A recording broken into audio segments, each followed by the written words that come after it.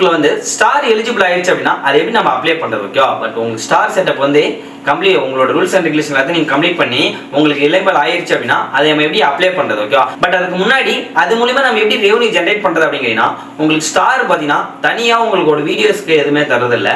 But உங்க வீடியோவில் வந்து ஸ்டார்னு ஒரு ஆப்ஷன் வந்து ஷோ ஆகும். அதுல கிளிக் பண்ணி சம் அமௌண்ட் வந்து அவங்க பார்க்குற வியூவர்ஸ் வந்து உங்களுக்கு ப்ரொவைட் பண்ணாதான் ஓகேவா? அது மூலியமா உங்களுக்கு வரும். பட் அதே மாரி உங்களுக்கு ஸ்டார் ரேட்டிங் இருக்கு ஓகேவா?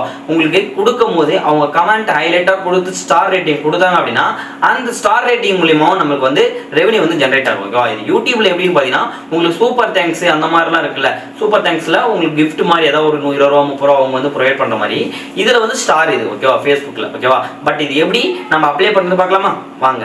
இப்போ வந்து நான் மொபைல் ஓப்பன் பண்ணிக்கிறேன். மொபைல் ஓப்பன் பண்ணிட்டு ஃபேஸ்புக் வந்து ஓப்பன் பண்ணுறீங்களா? ஃபேஸ்புக் ஓப்பன் பண்ணுறதுக்கு முன்னாடி பிளே ஸ்டோரில் போயிட்டு அப்டேட் பண்ணிடுங்க. அப்டேட் பண்ணிட்டு அதுக்கப்புறம் ஓப்பன் பண்ணுங்க. இதில் வந்து நீங்கள் எந்த இது லாகின்ல இருக்கோ ஓகே உங்களுடைய ஃபேஸ்புக் எதுவோ அதை வந்து லாகின் பண்ணிட்டு உங்க லோகோ வந்து கிளிக் பண்ணி அந்த மாதிரி வரும். இதில் டாஸ்க் போர்டு இருக்குல்ல, அந்த டாஸ்க் போர்டு வந்து கிளிக் பண்ணுங்க சரிங்களா? அந்த டாஸ்க் போர்டை கிளிக் பண்ணீங்கன்னா அந்த மாதிரி ஷோ ஆகும். இந்த ப்ரொஃபஷனல் டாஸ்க் போர்டில் கீழே ஸ்க்ரோல் பண்ணி மானிட்டேஷன் ஒன்று இருக்கும். அந்த டூல் வந்து கிளிக் பண்ணுங்க சரிங்களா? அதை கிளிக் பண்ணோடனே உங்களுக்கு வந்து இதில் ஷோ ஆகும். இதில் எனக்கு எனேபிள் ஆல் இருக்குது என்னன்னு பார்த்தீங்கன்னா ஸ்டார் வந்து எனேபிள் இருக்குது. அந்த செட்டப்ல இருக்குல்ல அந்த ஸ்டார்ட் அப் அப்படின்றத வந்து கிளிக் பண்ணுங்க. அதை கிளிக் பண்ணி ஜஸ்ட் இந்த மாதிரி வரும். இதில் வந்து உங்களுடைய இன்ஃபர்மேஷன் கரெக்டாக இருந்தால் அக்செப்ட் கொடுங்க. இல்லை அப்படின்னா எடிட் இன்ஃபர்மேஷன் கிளிக் பண்ணிட்டு உங்களுடைய இன்ஃபர்மேஷன் வந்து நீங்கள் அப்டேட் பண்ணுங்க சரிங்களா? ஜஸ்ட் இதில் எப்படி இருக்கணும் அப்படின்னா உங்களுடைய ஆதார் கார்டில் இருக்க மாதிரி வந்து நேம் வந்து என்டர் பண்ணுங்க சரிங்களா? உங்களுடைய ஆதார் கார்டில் எப்படி நேம் இருக்கோ அந்த மாதிரி வந்து நீங்கள் நேம் வந்து என்டர் பண்ணீங்க.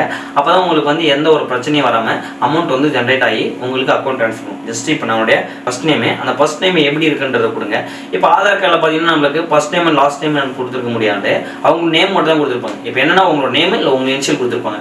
அந்த மாதிரி இது பண்ணுவோம் ஓகேவா? அப்போ நம்மளோட நேம் போட்டுட்டு லாஸ்ட் நேம் கீழே இருக்குல்ல அந்த லீகல் நேம்ல வந்து உங்களோட இனிஷியல் மட்டும் போடுங்க ஓகேவா? போட்டு டேட்டா பர்த்தை கிளிக் பண்ணி உங்களோட டேட்டா பர்த் என்னவோ அந்த டேட்டா பர்த் வந்து நீங்கள் என்டர் பண்ணுங்க. இயர் ஃபர்ஸ்ட் கிளிக் பண்ணி எந்த வருஷன்றதை செலக்ட் பண்ணணும்.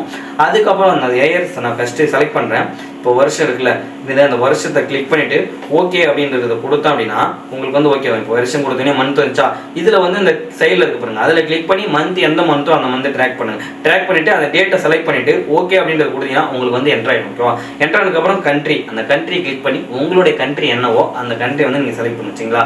இப்போ என்னோட வந்து இந்தியா அதை வந்து இது பண்ணிட்டேன். அப்டேட் இன்ஃபர்மேஷன் கொடுத்தோன்னே எனக்கு இப்போ அது அப்டேட் ஆயிடுச்சுங்களா? அப்டேட் ஆனதுக்கப்புறம் அக்செப்ட் டீம்னு இருக்கு பாருங்க, அக்செப்ட் டீம் அப்படின்றத வந்து கிளிக் பண்ணுச்சிங்களா? இப்போ என்னோட இது டீட்டெயில் ஃபுல்லாக நான் அப்டேட் பண்ணிட்டு அதுக்கப்புறம் தான் இதை கொடுக்கணும் ஓகேவா?